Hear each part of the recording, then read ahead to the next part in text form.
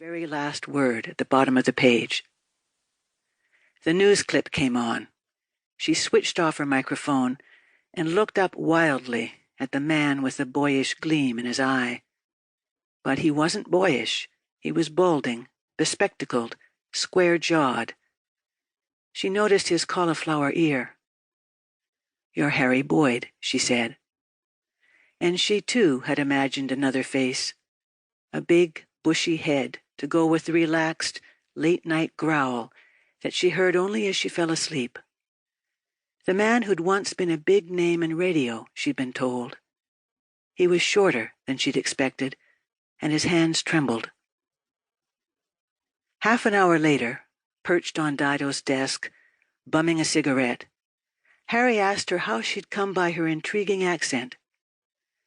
She studied him, not quite willing to forgive his outrageous behavior, until he asked if she was Greek, then out-bubbled her easy and seductive laugh. No chance. She'd grown up in the Netherlands, near the German border, the daughter of a Latin teacher who'd listened to the BBC and written questions to London Calling about expressions he didn't understand. Her father had a reel-to-reel tape recorder and taped programs off the radio.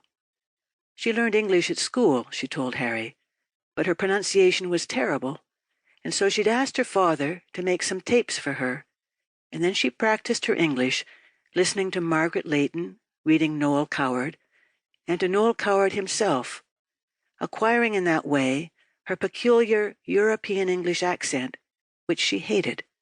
"I figured marriage to a Canadian would solve my problem, but it hasn't." "2 minutes," said Harry, "and you're already breaking my heart." "It didn't last," she said. "Then we have something in common, you and I." He slipped her glasses off her face and breathed on the lenses and polished them with his handkerchief, then slid them back over her nose, saying, "And Dorothy Parker said men never make passes at girls with glasses." "Parker?" "Dorothy. A writerly wit who famously claimed to be too fucking busy, and vice versa." Dido was only semi-amused. To Eleanor the next day she called Harry the loser. A put-down softened by her accent, it came out loser. She said he'd taken a drag off her lit cigarette, then set it back on the ashtray. "So cheap," she said, with a shake of her head and a faint, unimpressed smile. "But not without charm," countered Eleanor. "Charm, sex, insecurity. That's what Harry has to offer." Dido was more interested now. "He's too old for you, Dido." But his age was the last thing Dido minded. Harry was 42.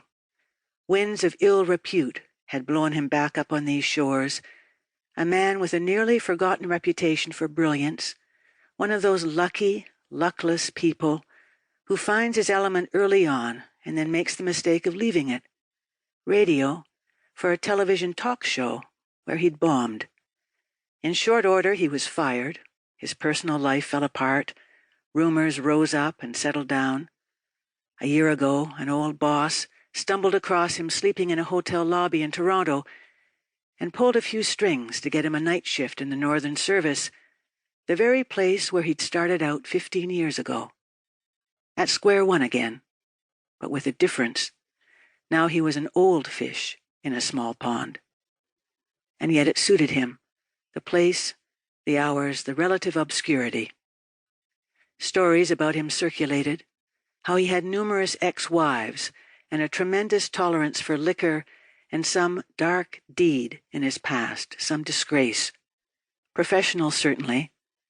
Sexual? No one was quite sure. His cauliflower ear suggested a life touched by violence. His trembling hands sent granules of instant coffee scattering in all directions. "Harry's been here," they would say in the morning, surveying the little table that held mugs, spoons, the electric kettle, the big jar of Maxwell House. In that first conversation, Harry asked Dido about her husband. "Tell me all about him." And she jested that she'd married almost the first person who asked her, a fellow student at McGill.